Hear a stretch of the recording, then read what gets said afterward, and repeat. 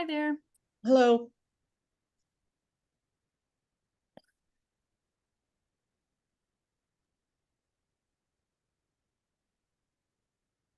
Welcome, everyone. We're just adding everybody into the meeting.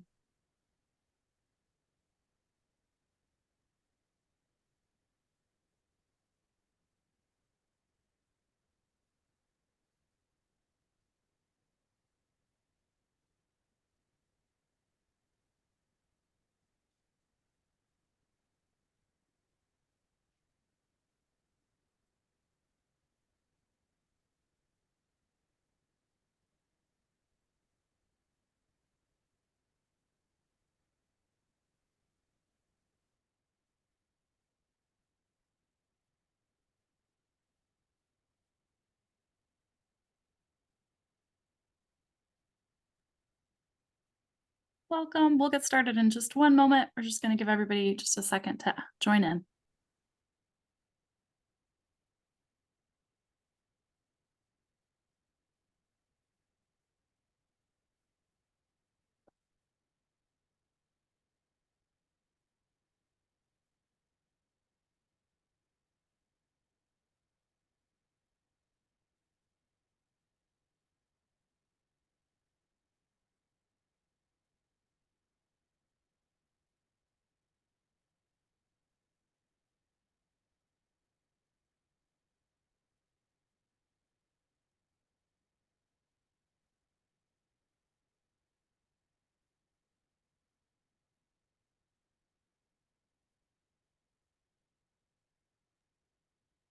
Okay. Thank you so much, everyone, for hopping on this call this evening.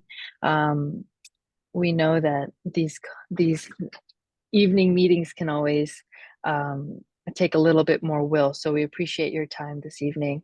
My name is Anant Rupa. I an associate arts and culture planner here at the Metropolitan Area Planning Council, and I'm so excited to be in your company today to talk about this Lex250 artist information session and Q&A. Today's meeting is being recorded for those who are not able to attend and will be posted on the project website shortly after today. Today's agenda is a little packed. We have a welcome and introductions, followed by an overview of the monument proposal, the call for artist process, and we will end with the second half of this meeting being questions and answers session.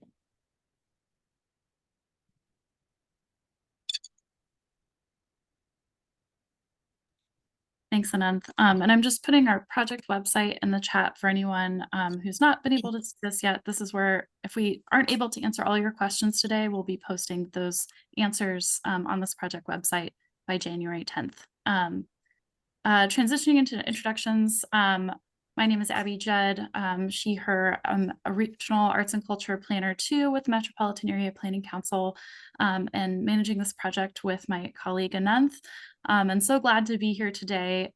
Briefly, we just wanted to give an overview of where this call for artists is coming from, and how a little bit of the origins of who we are and what work we are doing together. So I see BB Fallick is on the line as well. So thank you so much for being here, BB, as a representative of the Lex 250 Commission.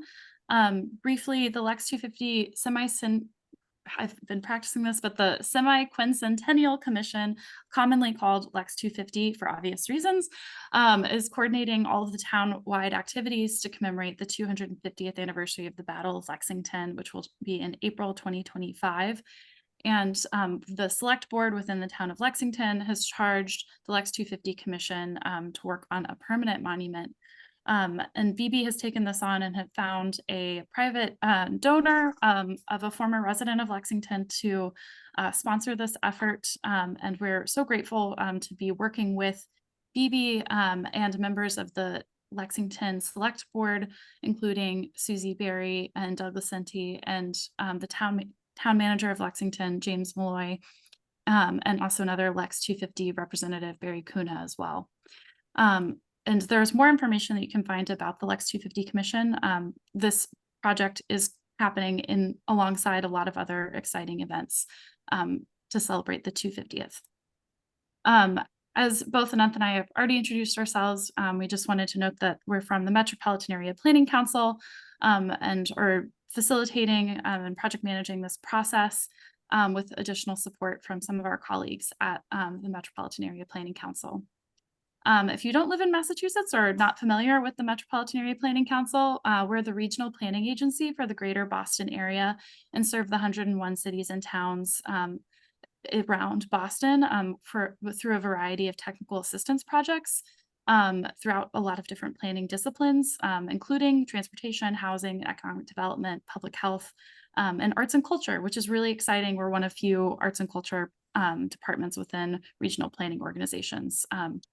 But we were hired by the town of Lexington and to work with Lex250 to help develop this call for artists based off of our prior work leading the Making It Public series, which we do in partnership with New England Foundation for the Arts, commonly called NEFA, and also our work on commemorating public artwork, both commemorative public artwork and Salem. We just finished working on a project there to commemorate Charlotte Fort and Grimke, and then also in Lynn with Linstallation, which has already been installed.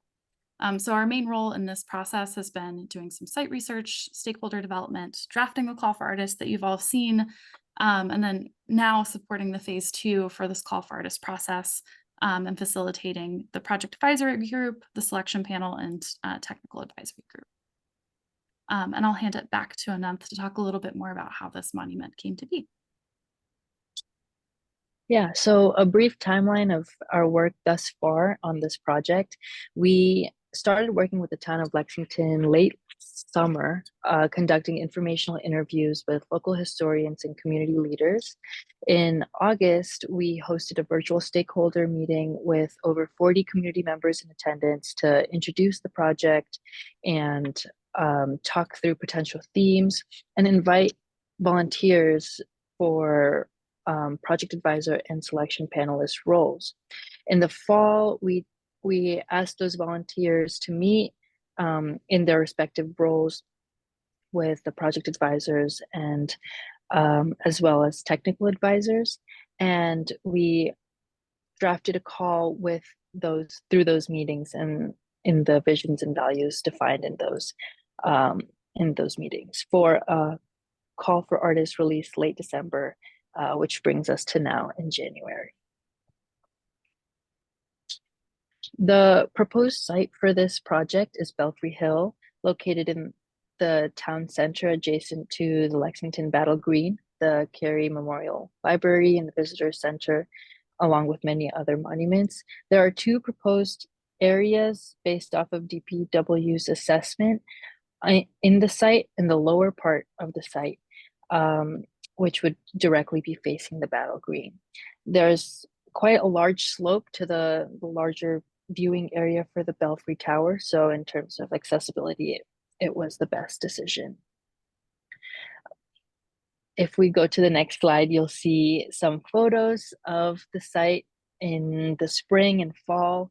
The proposed monument would be close to the Lafayette marker, where you see the trash can currently.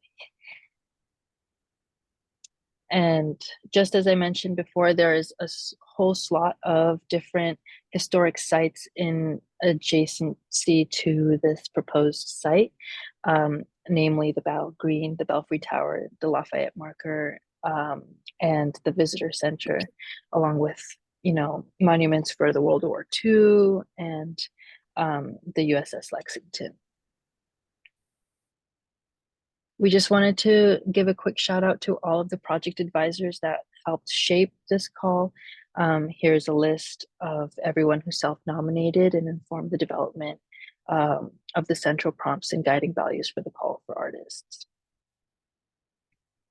And speaking of which, these are the 3 central thematic prompts that the project advisor group came up with. What is Lexington? Reflecting the events of 1775 and the evolution of American democracy. These are more questions that function as invitations to the artist to consider in the development of this project and not a catch-all for, artists having to respond to every single question on this list. And lastly, these are the guiding values that the project advisors came up with that reflect the core values on what we hope the monument at the end of the day will resonate with the community members and visitors that come and touch Lexington. If you want more information on the call for artists, it's also on the project website, and I think Abby just dropped it into the chat, so please take a look there for more. With that, I'll pass it back to Abby to talk more about the timeline and process. Thanks, Ananth. Moving into the call for artists timeline and process, we just want to draw attention to the fact that this is a two-phase process for the call for artists. Phase one is the call for artists to submit their qualifications by Thursday, January 25th at 11:59 p.m. Eastern Time. And from that process, 3 to 5 artists and or artist teams will be selected to develop concepts for the Lex250 monument. And for developing those concepts, those artists and artist teams will be awarded a $1,000 grant to develop their concepts, which will be due on Friday, March 1st, again at 11:59 p.m. Eastern Time. Within that phase two, those selected artists will present those concepts to community members and the technical advisors as well. And then one final artist or artist team will be selected for the grant award of $250,000 to develop their concept to be unveiled and celebrated at the 250th celebration in April 2025. This project has a very strict timeline due to the desire to have this monument installed for the celebration of the 250th anniversary of the Battle of Lexington. And so working backwards, we really just want to note that the final installation needs to be complete by March 15th of 2025. And the Department of Public Works with the town of Lexington has emphasized that the site preparation and groundwork needs to be completed by October 1st of 2024 before the ground freezes to make sure that everything is ready to go. But going back to the beginning of this timeline, the proposed timeline is as follows. We ask artists and artist teams to submit their qualifications by the 25th of this month. And then in early February, those 3 to 5 artists will be selected for the concept development in phase two. And after those artists are selected, there will be a meeting with technical advisors to answer more of the technical aspects, answer questions about the technical aspects of the site, and some of those things that we won't be able to completely cover tonight. But then there will also be an opportunity for after March 1st for those concepts to be reviewed by the technical advisors and to conduct a review and then a public review of the artists' concepts. In late March and early April, the selection committee will meet and select a final concept to go through the appropriate approvals with the town committees and then ultimately the select board. We are aiming to announce the final artist the week of Patriots Day 2024, which is the week of April 15th. And then again, back to kind of the hard deadlines in terms of when the installation needs to be complete. And the call for artists and requests for qualifications can be found in the Airtable form that Ananth just shared in the chat. So we'll stop talking now and I'll hand it back to Ananth as we get into more of the Q&A session. Yes, we would love to have it open up to all of you guys. If you have any questions about the process, please raise your hand or put the question in the chat. We're very excited and eager to talk about this work with you all. If you are watching the recording of this session, you can submit questions to the project email by January 7th, and we will post answers to the questions by January 10th on the project website. And if we don't have a definite answer to your question, we will follow up posting the answers by January 10th as well. So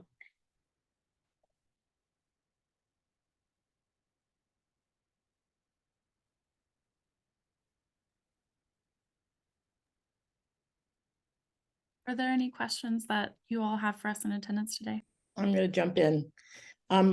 My understanding was that the donation of $250,000 was to be spent. Let me rephrase that. The condition of the $250,000 was that the town would only use private money for this project.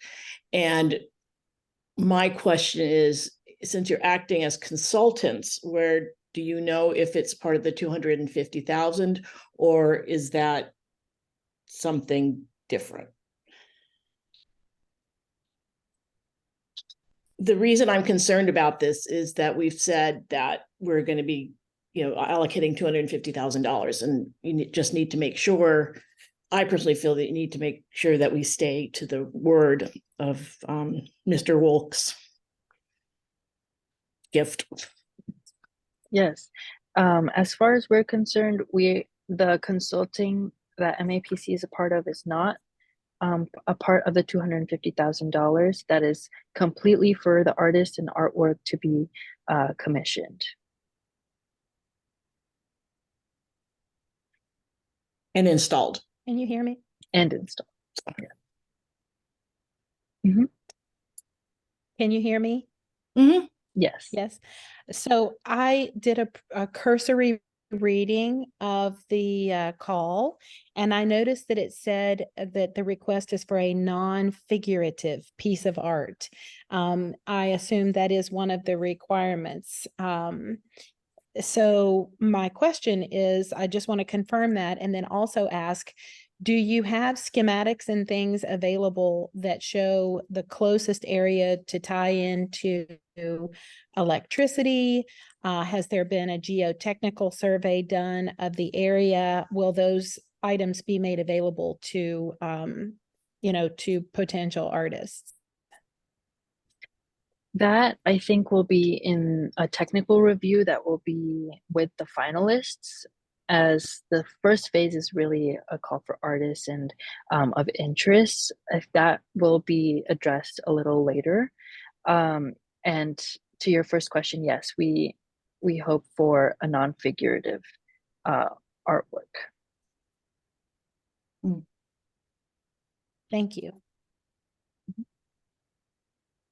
I will also note that the Belfry Hill overall is part of a greater Battle Green master plan. And so we spoke with DPW and the landscape architect who will be on the project of redeveloping that plot. And they have expressed interest to collaborate with the artist. So if there are specific parameters for ideas or projects or artworks that you're thinking that might require some of those details that you just shared, there is a lot of space and opportunity for that to be made possible.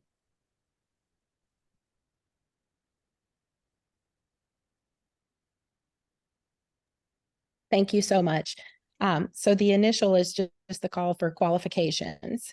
I was just trying to, if there's a master plan, I assume that there are geotechnical surveys and underground utilities and things that have already been mapped. And that was really the main part of my question. So thank you so much for answering.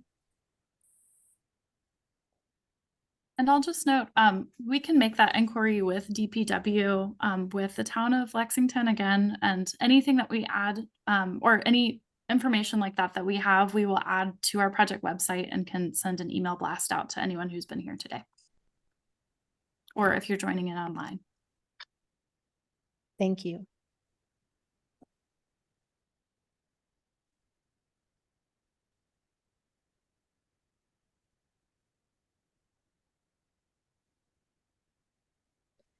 Is there something that you have in mind in particular? I mean, is there something that you're already trying to envision what this would be? We envision purposefully don't. It won't be a man on a horse. Won't be a woman on a horse. Won't be a woman on a pedestal. We really don't. We have the broad pieces that you saw, the concepts, and the kinds of ideas that we're looking for, but we are leaving it to the artist to decide, is this going to be a stick in the ground? Is it going to be a water fountain? You know, we're not anywhere, we're not imposing a style or a desire for a particular kind of a monument. Okay, okay. Thank you, baby. I have someone in mind that I have already asked. I'm calling from San Diego. So, but the artist that I have already in mind for that is in Utah, and he's done things internationally and nationally. So he says, oh, a year to develop it and make it and everything. So he's like, okay. But he says, but he's intrigued and he would like to, you know, so I'm going to give him this information that you have that you'll post and everything. He's not his tech guy is out of town today. Otherwise he would have been online with you. And but he's really renowned, has done, but you're talking, you don't want actual figures and stuff. He's one that's, he does those kind of things. He does all the bust for the Hall of Fame for football. And he did Charlton Heston, like a life-size figure of him. And but he has a whole thing in I think it's Nebraska. He has like a whole city block that he did for a westward movement, you know, pioneer thing. So anyway, that's why I wanted to get more of an idea of what you're thinking that you'd like to have. So I have a question. Would bas relief be acceptable, BB? I mean, I know there's no statues, but would figures on so you just don't want figures? The Basha Fife thing? Yeah, something like, yeah. I'm sure if it were, you know, something that everybody thought was really wonderful. And I think we want this to be unique in a way that it will not be put into the ground and then 6 months from now we'll say, oh yeah, well, you know, we want it to be something that will really have some oomph. Mm-hmm. So yeah, you know, bas relief would be fine if it were a beautiful one, you know, like the doors in Florence, you know. Okay. So, because when you it can be no fully in figural, there. Oh, sorry. pardon, when you said no figural, my mind, you may, I understood you didn't want basically another Minuteman, but I thought maybe there were no bodies at all, no human form at all, but that's just why I was curious about that. It's okay. Yeah. Amanda, did you have a question? Well, I was just clarifying based upon your all's conversation. So, I mean, clearly we're looking at something fully in the round. We're just not, you know, just don't want something that looks like what you already have, basically. So non-figurative, I guess, needs a little bit of further definition. Because figurative, I guess, means there's a figure involved. So my assumption is you don't want figures involved, Right. but you do want it fully in the round, meaning that people can either enter it or interact with it, that it can be viewed from 360 degrees, that type of thing. That would be wonderful. Because there is the space, you know, for that to happen. We're hoping we have some wonderfully creative people step forward who can really get a sense of how significant this spot is and just go with it. We don't want another obelisk. You know, we don't want a bridge over the little bit of water that's around there. How many visitors do you have to this area of Belfry Hill? Do you all know how many people come to this area annually? Thousands. The tourism office has those figures. It's significant. Yeah, I would say thousands. It's more than that, actually. Yeah. It's one of the most visited places in Massachusetts. You know, we Absolutely. Oh, wow. great, thank you. Yeah, it's very high on the mass tourism list for visitors and importance in terms of Mass Office of Travel and Tourism. Lexington is right up there at the top. Along with some places that you wouldn't expect. Oh, And as far as the space goes, have you designated within this space, say, a footprint of a certain size that you want to keep it within? I'm kind of thinking, instead of one thing being on a central pedestal, if it were to be several things spread out that interacted with each other, what is the space? You know, is there a limitation as far as length and width goes? Say that we haven't had like the specific schematics of like what that footprint is. We have an idea based off of what Ananth shared on the site. There's like 2 sections that could really be open to that, and we can get those specific dimensions of those 2 spaces included on the website and just share what those are. But I think that the opportunity to propose something that has multiple pieces is certainly within the realm of possibility and encouraged if that makes sense for your concept. Thank you so much. and Abby and Ananth, I guess, if some of these questions come up later from some of the people that, Amanda, you have some, was it you that had something? No, Kathleen, you had someone, and definitely that you're working with. If they have any questions of more specific than what we're doing right now, they're certainly welcome to contact Abby and Ananth for specifics, because they have all the paper, they have all the numbers, they have all the contacts. I will say that the Lexington town manager has been really forthcoming. I've been very happy to see how involved he has been willing to be.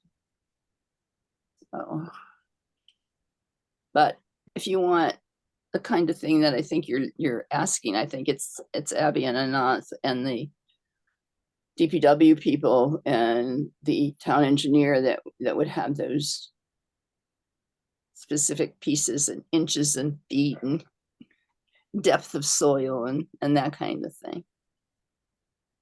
Yes, and on that point, BB, I know Ananth mentioned this a moment ago, but there is a proposal that within, as part of the Battle Green plan, to do some more landscaping within Belfry Hill, and the landscape architect also has those schematics that we can share and make sure that those are accessible to everyone with the specific dimensions, and also kind of the dimensions of the 2 proposed kind of areas within Belfry Hill.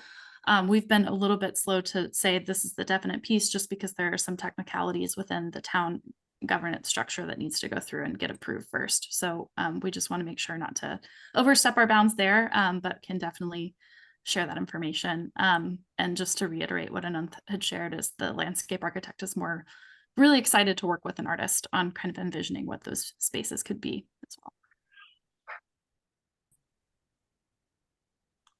And I have seen some of the photos of the landscape architect's work, and they're intriguing, they're interesting, they're different. The approach to make things accessible is very interesting, and I was really pleased when I saw those. Said, yes.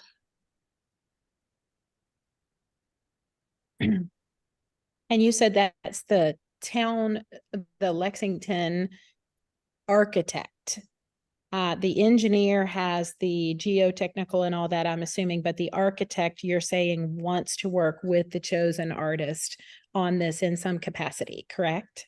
Correct, yes. DPW and the Okay. town engineer have the schematics that we can request to share out more publicly. And then the landscape architect is going to start work after the artist is selected and be a part of that technical review process. So that'll be in conversation with them as well. And then Okay, great. Mhm. Wait, can I clarify something? So is the landscape architect town entity?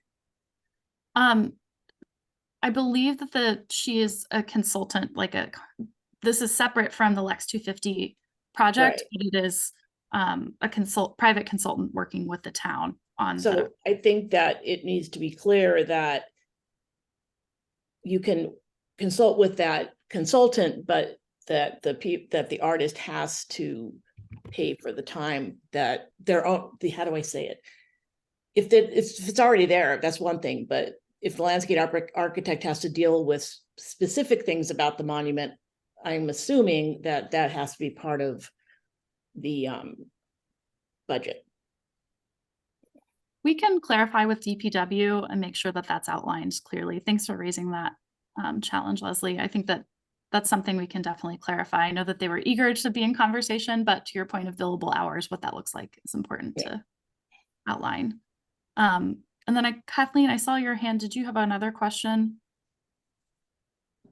Yes, I was just wondering, you're going to be able to share this information within like a day or so I can send this to my artist to let him know.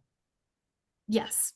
Yes. Okay. We will follow up. We can send out a follow-up email with folks who are on this call or who registered to be on this Q&A session, just with the recording and the update if you would like to revisit any of the conversation or the presentation, or if you had to join a little bit late, just so you can have access to all of the information all in one place. I also just wanted to let you know I'm with so you know how your information spread. I'm with the DAR and I'm San Diego chapter. And my ancestor, my 6th great grandfather is Andrew Winchester, and he was there at this particular battle. Cool. So he's noted on the on all the information and stuff about him, and had 4 sons that fought in the Revolutionary War. So they told me they said, oh wait, he was too old, and I go, you don't know the Winchester men, 2 is not anything. So I mean, my dad just passed and he was 95, so we're we're up there. But I just wanted to let you know, so I have a passion for that, for history, and thank you for celebrating that. We're going to be celebrating here in San Diego the battle as well, and we just got finished with the Boston Tea Party of the West. So we did that on December 16th. So, and we dumped tea off of the schooner. It was called the Bill of Rights is the name of the. So there's so we still have passion out here on the West Coast. So we're all there to help spread the word and but I just saw that posting this morning to be able to, and so it's what, 3 o'clock for me here. So I was calling the artist and everything, and I talked to him for a while, and he says, oh yeah, but he really wanted to be a part of this conversation. So, but I'll be able to pass it on to him. So he'll be excited. Thank you so much for attending and sharing that, and appreciate you sharing about the call as well. Yeah, but that spread throughout the DAR chapters throughout California. Wow. That's good. So just to let you know. So it was part of a regular news article that you get as part of DAR? Actually, we have a network. We have a site that's pretty active with all the members throughout California. So they post things, and it goes, if you're on the list, the email list, it goes out. They send a notice. So a friend of mine, Brenda, who is the person that's the chair over the state, and she sent out the call this morning that she saw it, and sent out a call, and I it just went to my email, and I just went, what? And so I went, and started digging. So Great. That's a nice way to have things spread. yes, yeah. So that it just to let you know that went throughout California. So, but I'm one that I'm like, okay, I'm on it, you know. So anyway, DAR is actually proposing 2 monuments. One is the state DAR, and one's the local Lexington DAR.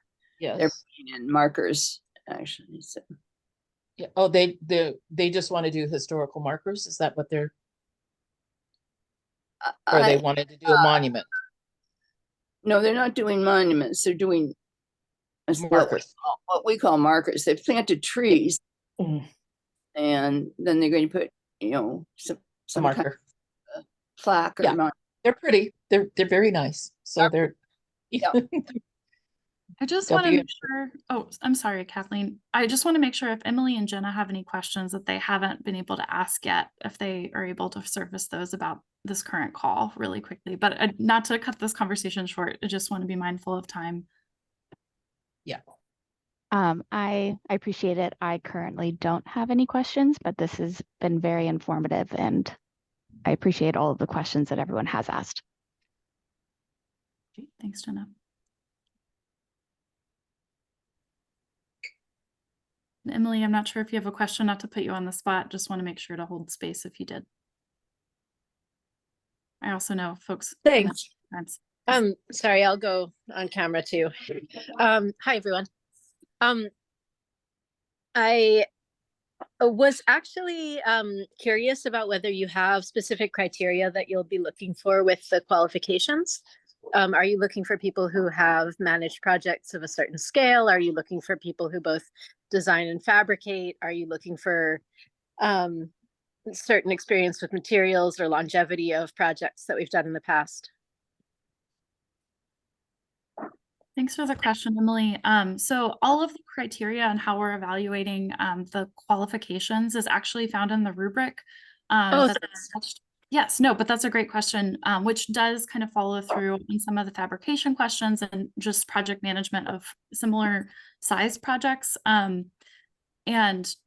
noting that a lot of those all of the rubric is also based on some of the guiding values that are listed through in the call from the project advisors.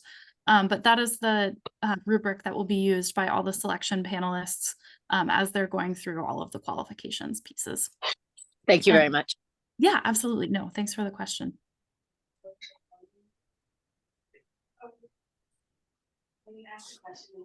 And actually, I'm sorry I haven't read the RFQ in detail yet, but at this point, will we be proposing a full team if we're hoping to partner with anyone, or will we be applying individually at this point?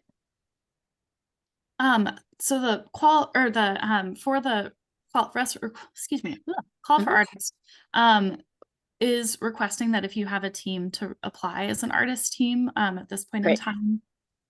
Yes. And within, and correct me if I'm wrong, but I believe on the submission page, you should be able to list out the different folks who are on your team. Great.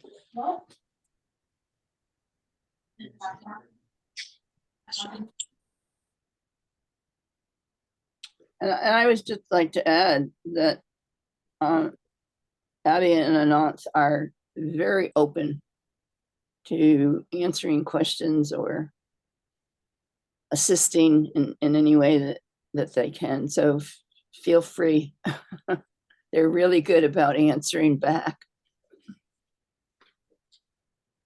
Thanks, BB. And I'll note that we put our project, I'll put it in here again once more, the project email address actually goes directly to Anant's in my email. It's not just like a canned email address other places, so you can trust that we'll be checking that as well.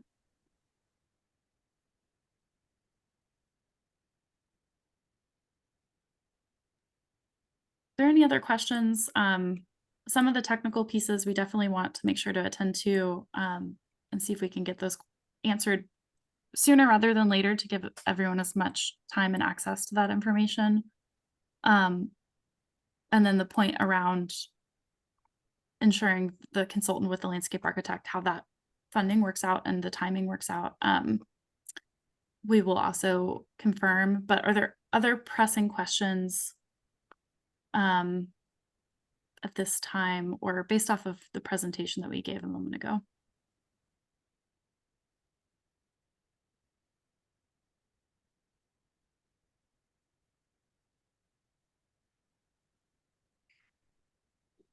I'm looking for the date for our community project. So many pieces of paper, different dates on them. There is going to be another an open meeting that anyone in town can come to and address any questions, any doubts, any fears, any loves that you want to put forth. And for some reason, I'm missing the piece of paper. I think it's the 30th, or it's the 30th of January at the community center in the evening. Will that be zoomed? So I'm not sure if we've settled on the specific date yet, BB. We have kind of the week of, would like to do kind of the public concept presentations the middle of March. Yeah, except one of the publicity things has gone out mentioning January 30th. So I think we need to check on that date. Okay, we'll follow up, but that is the date that the week of 3/11 is what is in the final call for artists that's been published. Okay. For artists. And so if we need to follow up on that, any other communications, that's the call that went out. And that will be virtually held, but we may have an in-person. We'll work with our project advisors to kind of determine the best format of doing either hybrid or virtually. I think this is. I was gonna say, I think what BB may be referring to are answering the types of questions I've been asking, because people have a lot of I just got involved. I was just involved with the monument, and people have a lot of questions even before everything gets started. And so I think that may be, is that what the type of thing you're trying to get going? That's what we had decided as part of the way that we would pursue this is to have a number of open community sessions, where we did one at the library right near the beginning, and just open it up for whatever it is that people are curious about or want to know, things that maybe we didn't think of putting in writing or saying. And I think it's also just to get, because my husband got an invitation for a group that he's president of. So it's, I think it's just get more community involvement and people doing other things other than the monument. Oh, BB, is this for the Lex250 commission? Yes. Okay, so that's separate from like Not this you. formal process. But Right. it is the other people on the screen, except for us. So, if they want to pass around the fact that everybody is welcome to come to that. My feeling about this whole thing from the beginning, as you know, is that as many ideas and as many people as we can possibly get involved will make it a bigger and better celebration from the beginning to the end. I'm curious about the California celebration. Is that 2026 or 25? Yeah, because the national thing is Philadelphia in 2026. So I'm just wondering about California. And America 250 has been having all these programs. There are people from Samoa, variety of the American Virgin Islands and all that kind of thing. So I'm glad to hear that California is actually involved. Oh, yes, we're a very active group, throughout California. So we did notify Boston that we were having the tea party, and they were happy. So we were at Boston Tea Party of the West, so they knew about us. So Yeah. anyway, but we were the only thing, we were the only ones on the West Coast that didn't, but they knew throughout the West. I mean, throughout California, because we had visitors from all of California that came. Party. Where were you? Well, I'm in San Diego, but it was in Chula Vista, at the Chula Vista Marina is where we had it. So, Yeah. Southern California. Yes, Southern California. So where the weather is perfect all the time, almost. We don't want to hear that. We're waiting for the snowstorm this weekend. We had a little bit of rain during the night, but I'm looking outside right now. My front door's open and the breeze is coming through. I'm not far from the beach either, so it's just I don't want to rub it in too much. So anyway, it's cold for us, and it's in the 60s right now, so we're like freezing here. So anyway, so back to question and answer. I'm sorry. No, I just saw Amanda unmute, so I just wanted to ask if you had another question, Amanda. No, not specifically. I'm just kind of taking it all in, and we're going through a similar thing. I actually live in Lexington, Kentucky. And so our Lex250 is also in 2025. And we're doing a similar thing where, they're asking all types of businesses and community members to get involved in this as well, this giant celebration. And so I just find it interesting that it's kind of spreading across the United States in various ways. And all of the Lexingtons seem to have been established really prior to the national celebration. So all of the Lexingtons are having their celebrations, a year before a lot of the national celebrations, which I think is very interesting. It's been interesting to watch. Yeah. Yes, and I imagine that nationally they're going to be keeping an eye on you guys and everything that, that these municipalities are celebrating across the United States, and seeing, who does it well and what all they include, and how they celebrate this as we move into the, other celebrations that will continue, of course, throughout the next year. So I applaud you for being ready, getting things going as soon as you have, because so many people wait till the last minute and then they can't pull it off, the way they want. One of the things that I have wanted to do is contact all of the Lexingtons. I had an opportunity at one point to work with an elementary school teacher who had his students connect with all the various Lexingtons. And I thought, well, we ought to do something along those lines for this. Well, I'm happy to put you in touch with the mayor of our Lexington if you're interested. Well, do we have your name and email and all that? We do it? Mm-hmm. Okay, Abby. Yes, happy to put you all in contact. We could pull it off. That would be great.